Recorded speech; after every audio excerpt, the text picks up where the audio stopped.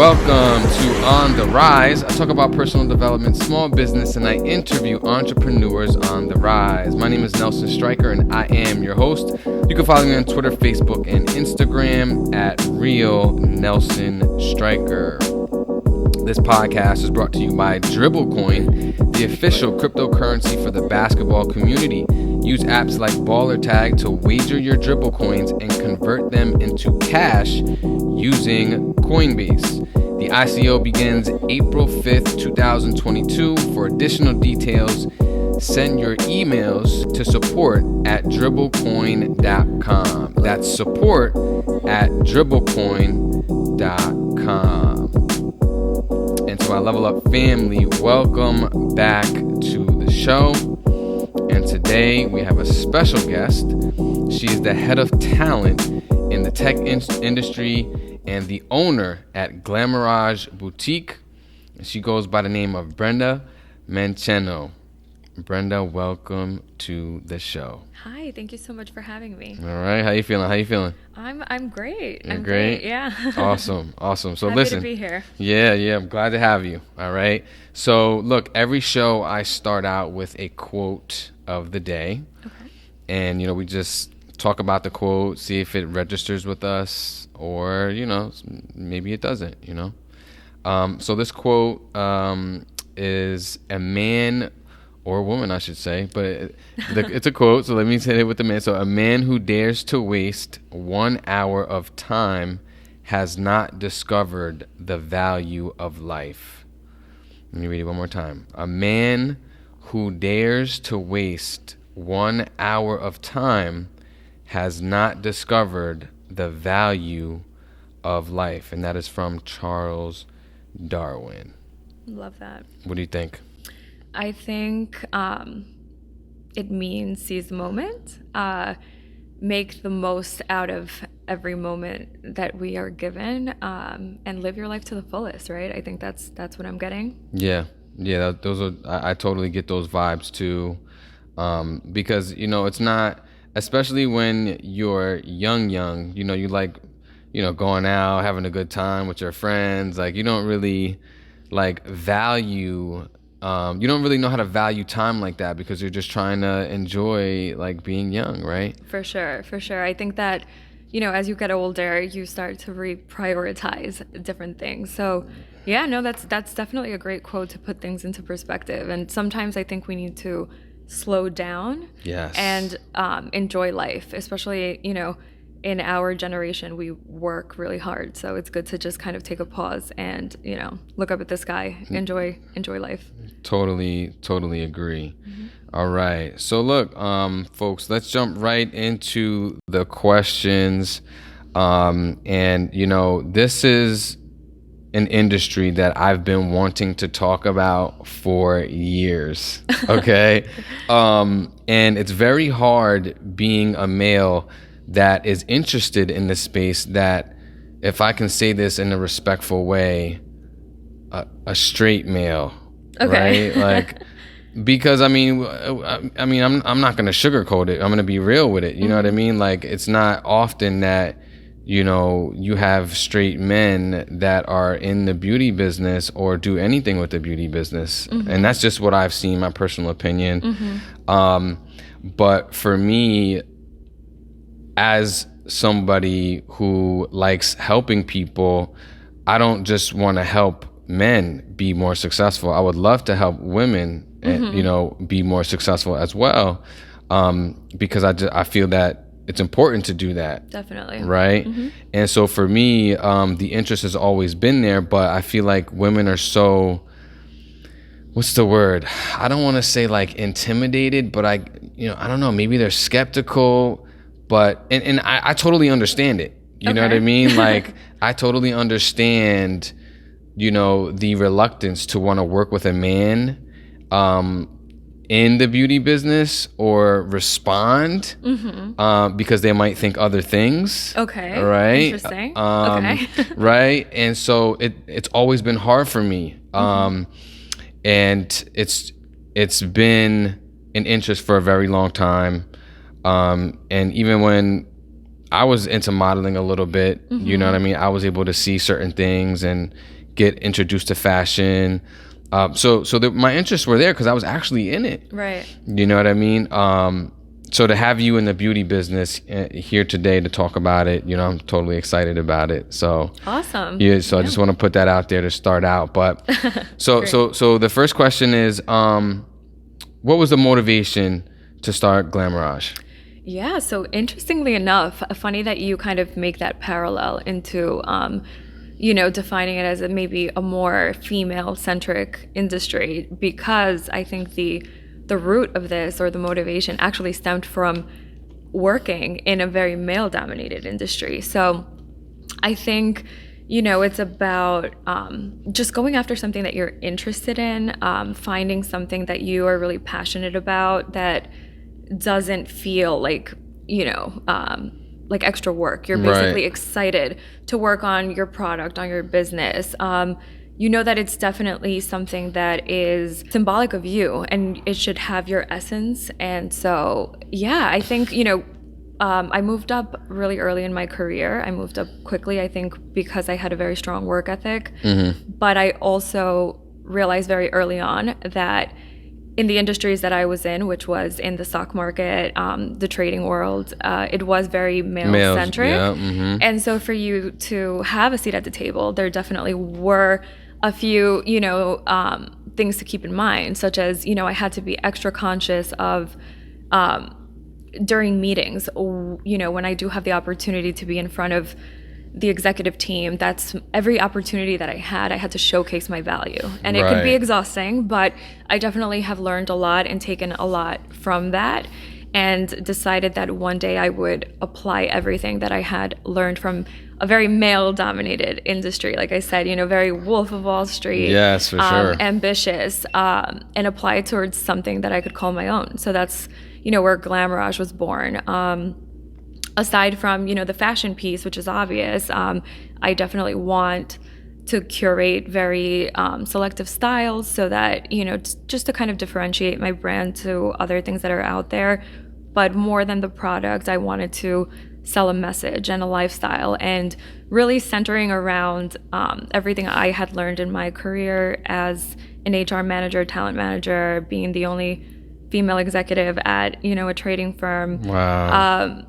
And just kind of share that, pay it forward, share that with women, celebrate different women and their stories.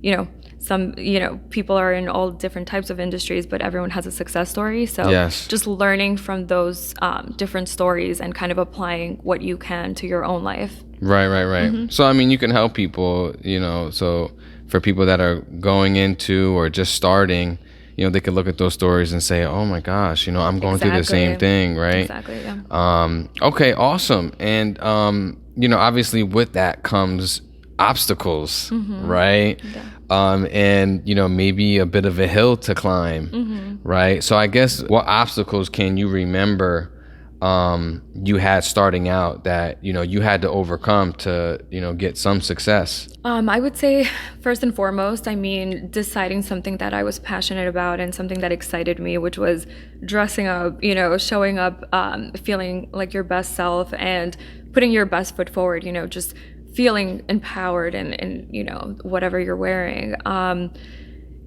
That was one piece of it. Obviously, when I looked at what my interests were, which was fashion, I realized that it was a very oversaturated market. And how do you compete with like the big established companies that have all the capital in the world to be able to squish you like a bug, right? Squish you, exactly. So I think, you know, it took a lot of research. I think, you know, I turned 30 and I decided to do this. And I think, you know, for some people that may kind of be like later on in life. For some people, you know, I'm still early. Starting out, yeah. But for me, it felt like the reason why I hadn't done it sooner was because I wanted to be completely prepared.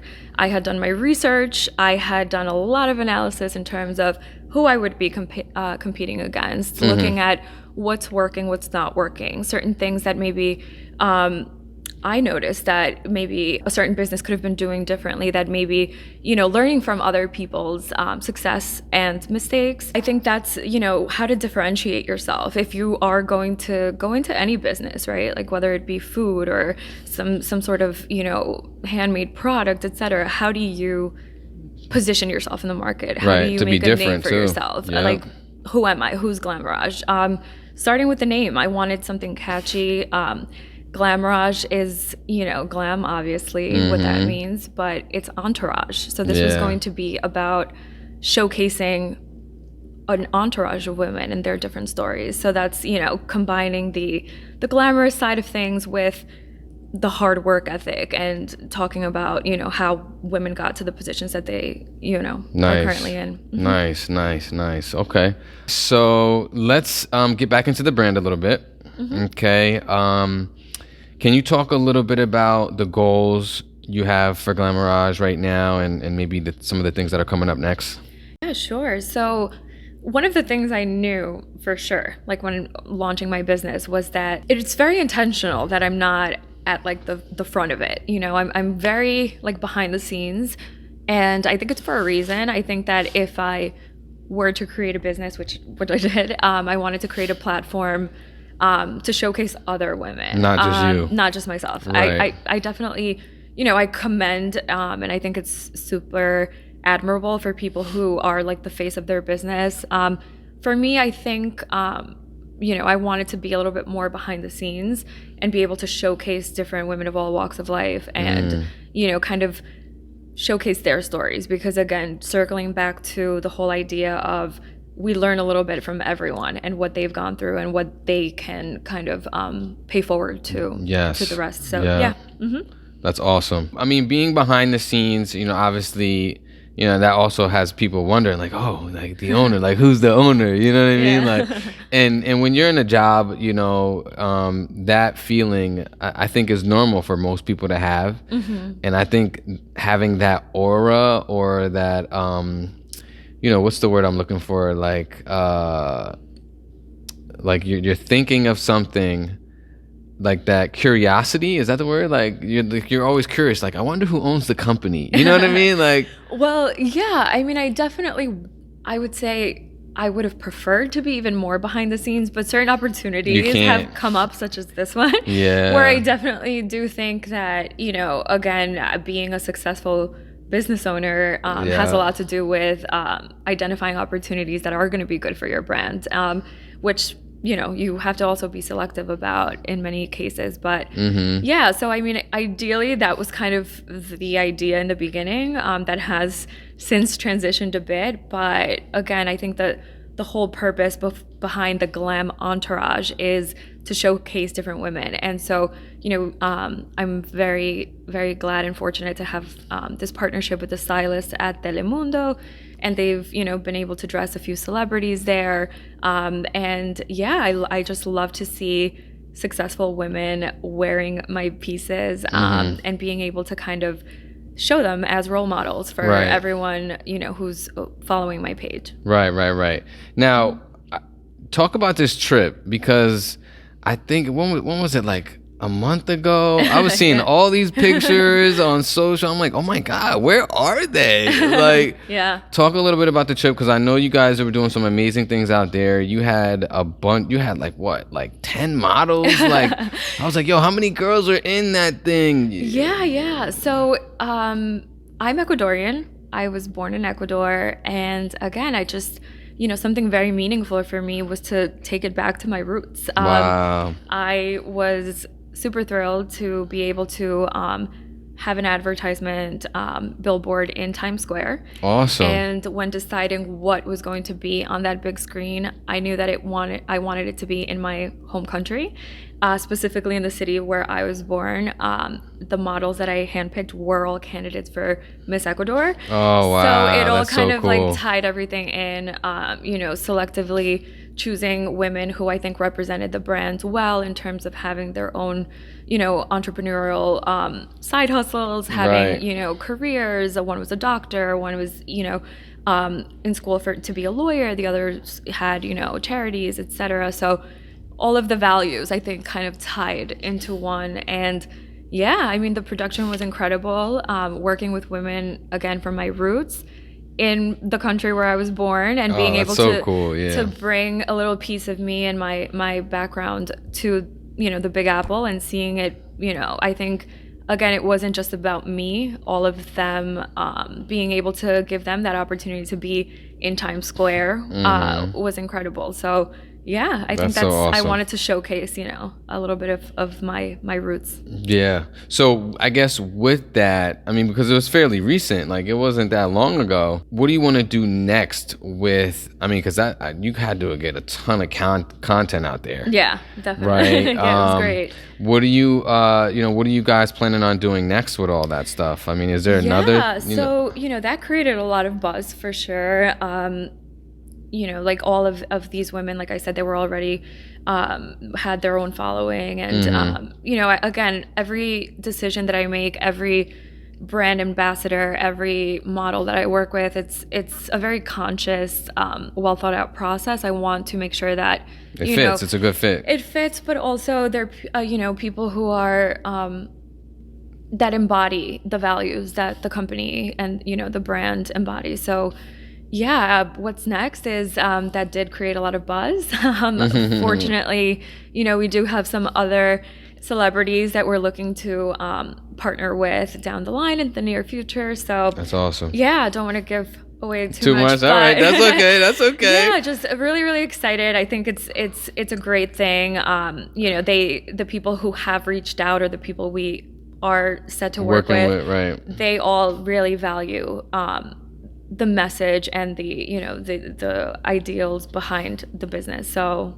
yeah. Okay, awesome. All right, so let's talk about this one. This one is a little bit more, you got to dig a little bit deeper for this one. So what is the most common misconception that people have about the beauty business and everything about it? Yeah, so I think especially during the pandemic, we've all seen a surge in side businesses, whether it be for monetary reasons or people just realizing that they wanted to have more of a meaning, have something with a purpose. So I would say the biggest misconception is, especially in the fashion world, which I'm very new to. I'll never, claim that I know it all, the insides out and out. But I would say the misconception is that everybody could do it. I definitely think that it's not for everybody. I think anybody could open a business. I think anybody could launch an Instagram page, a Facebook page, open up an LLC. But how many are actually fully prepared and have the right business acumen and the financial literacy to be successful? I think that's very important to keep in mind. And I would just say, for people who just think it looks cool and think that they could kind of wing it, it's not really how it works. I think it's not a wing it business. Yeah, in general, I think that you need to start thinking about the market, your audience, capital. How much money are you going to invest in this? How much money are you going to need?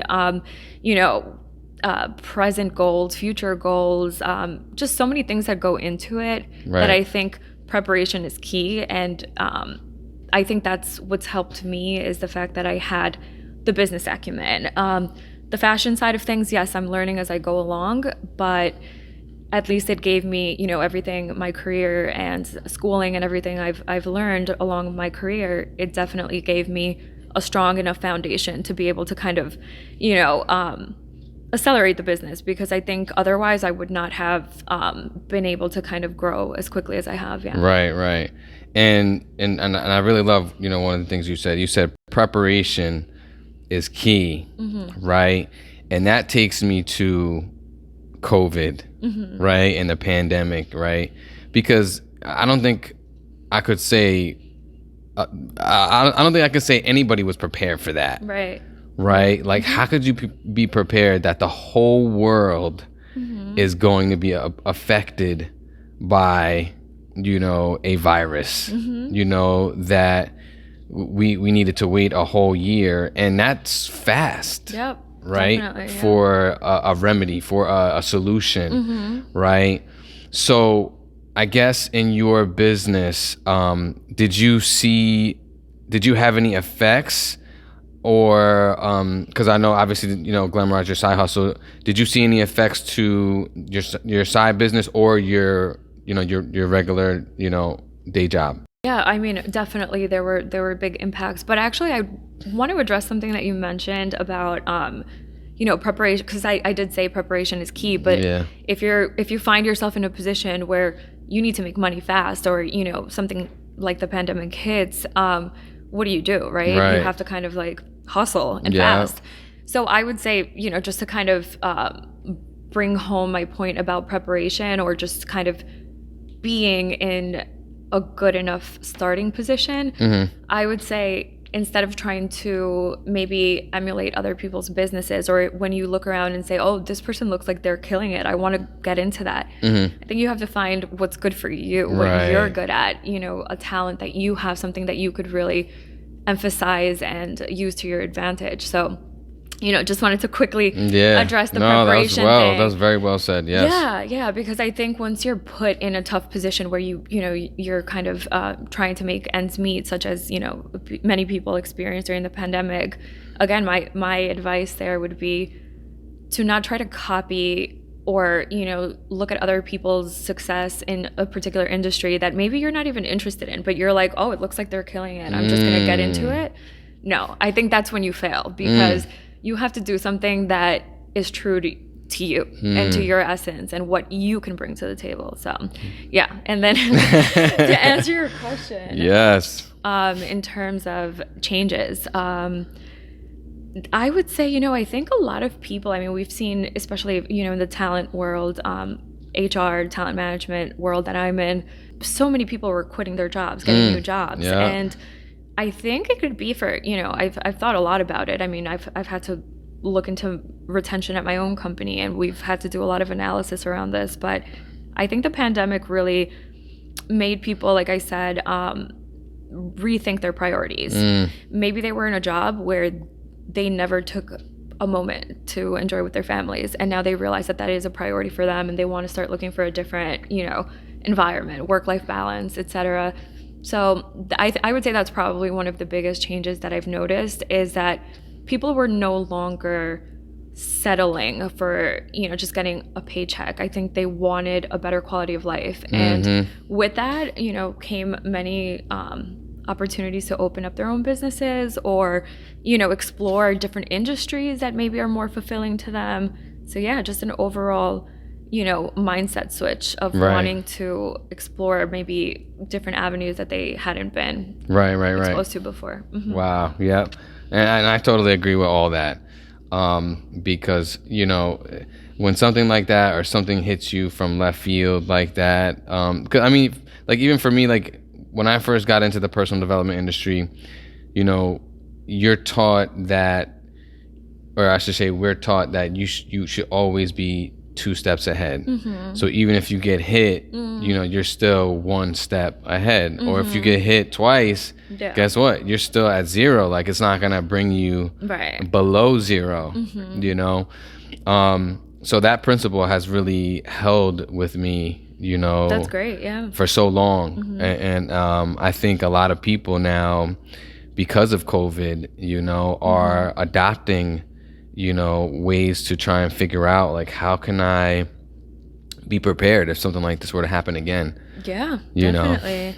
And I think my mindset switch, and why I made that big leap from fintech, the financial space, into fashion, which is a huge leap, I think was because I realized that, I was working, and on the business side, I learned tremendous skills, and had the opportunity to work with incredible minds that I was able to learn so much from. Right. But I wasn't fulfilling my creative side, my passion side, of wanting to build something out that's mine, something that gets me excited, something completely different. And for me, like the photo shoots that I plan, or the different campaigns that we launch, I love it. I love being able to have that creative direction. And so that was my mindset switch with the pandemic. Sometimes this question hits deep, because we all, I mean, we all have our like our motivations, right? Or,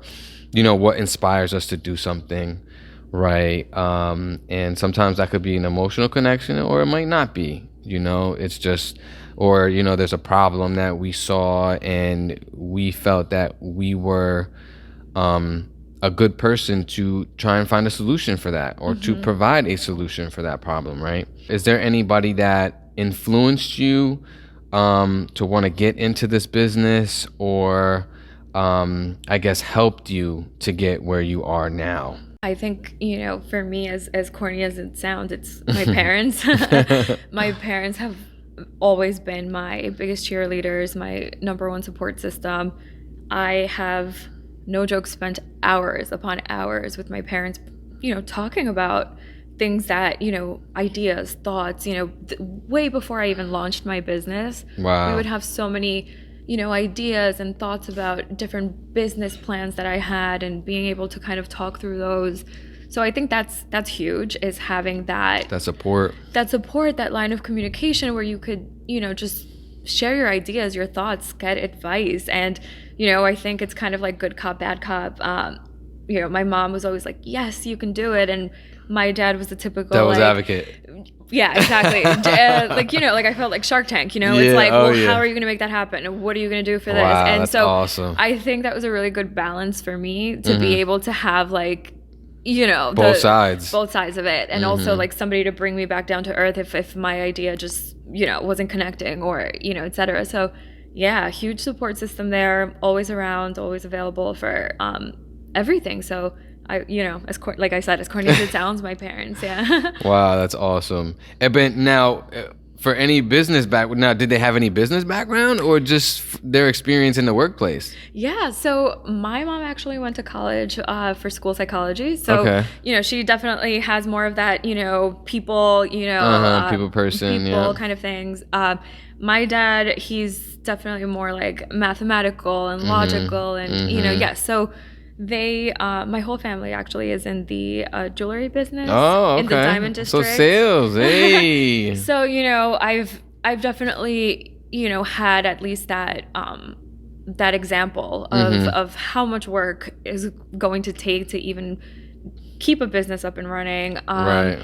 And so I think, no one ever sugarcoated it. I saw it firsthand how hard my parents worked. And so I knew that if one day I do open up my own business, it's not going to be easy. But just like they did for me, I hope that I can, create a nice future for my kids as well. So yeah, they've inspired me. Amen to that. Amen to that. Right. Okay. So this question, on my show, I like to talk about mental health. Okay. Being a social worker for as long as I have been a social worker, mental health is a part of my like fabric, a part of my being. So I like to, kind of explore,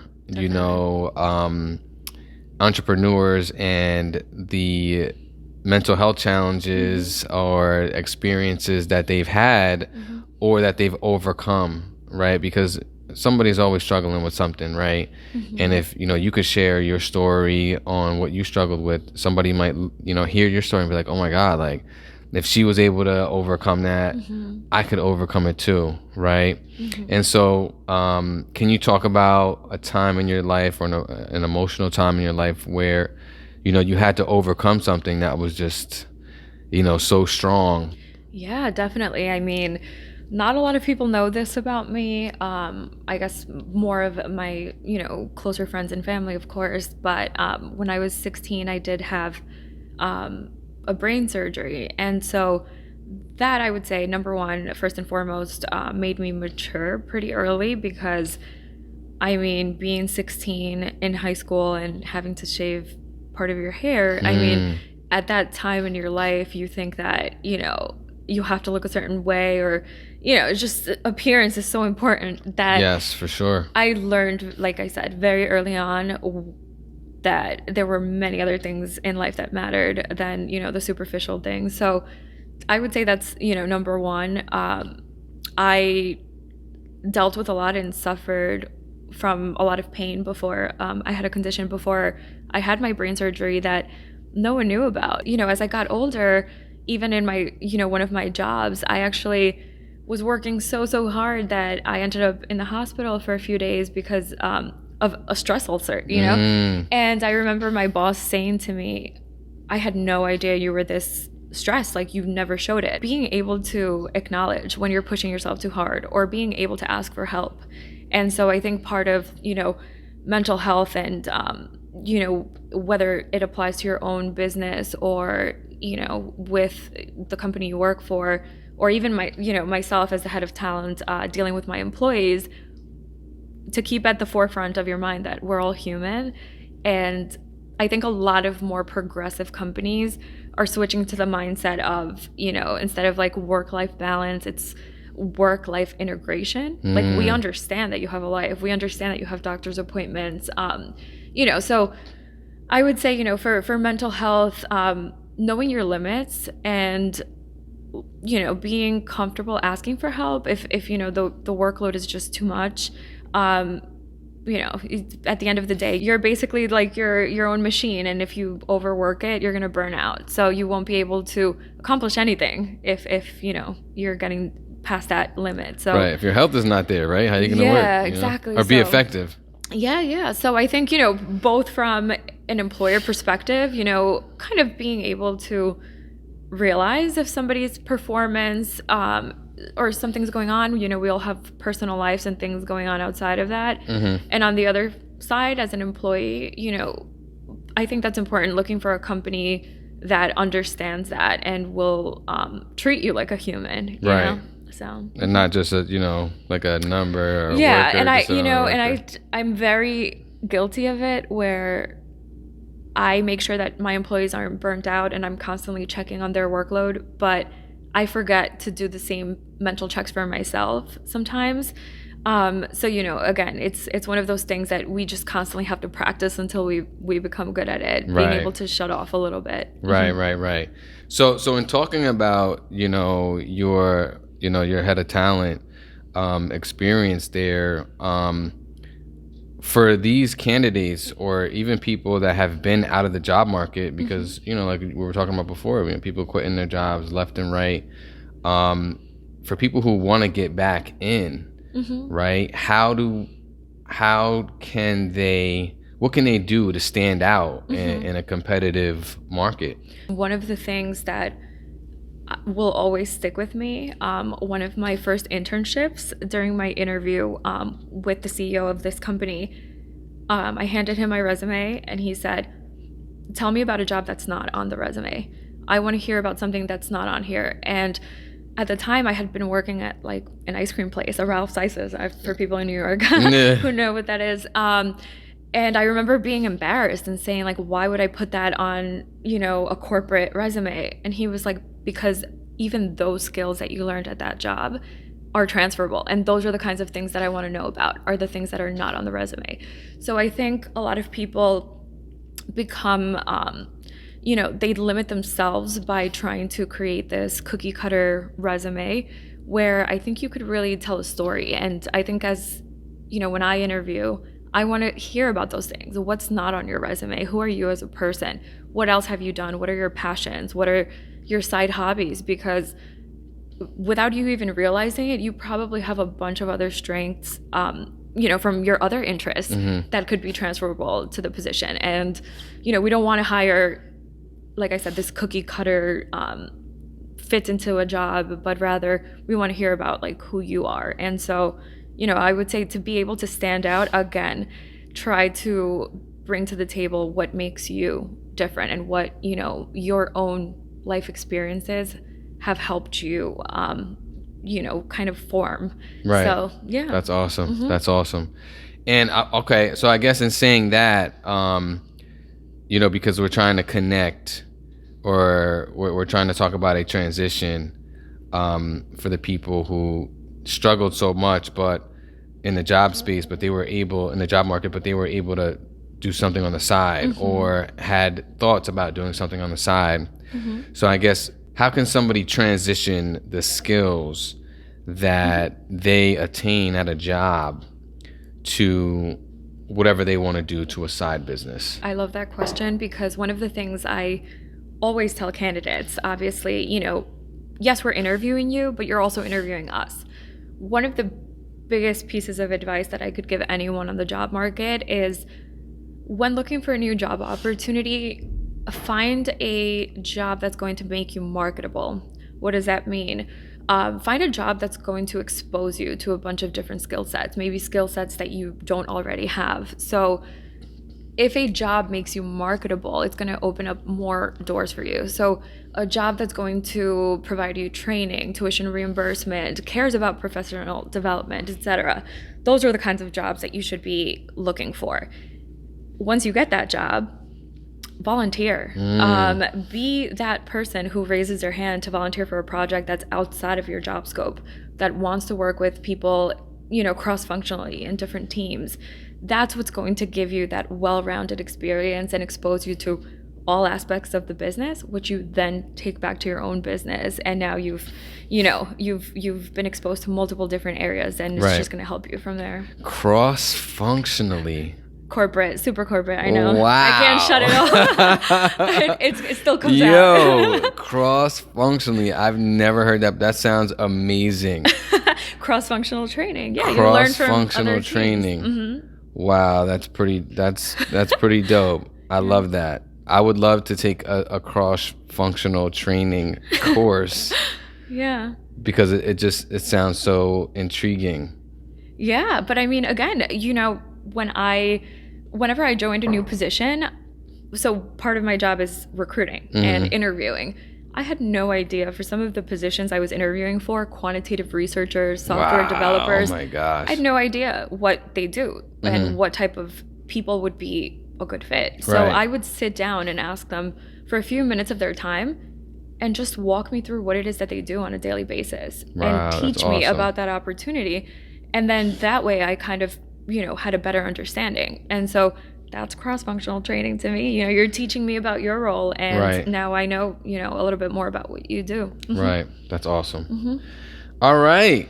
So we're gonna wrap up. Any last words? Any last messages? You want to put out the website? The Instagram? What do you want to do? What you got? Yeah, pretty simple. Glamourage Boutique on Instagram.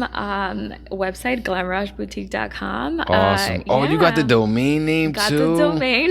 Look at that. Yeah, some people, they get confused. They think it's Glamourage, but again, it's Glamourage. I picked that up real quick. Yeah, you did. So yeah, just super excited to connect with our followers.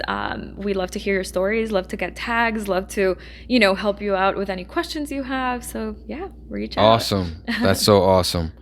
All right. So to my Level Up family, thank you for watching. And to those of you on the podcast, thanks for listening to On the Rise.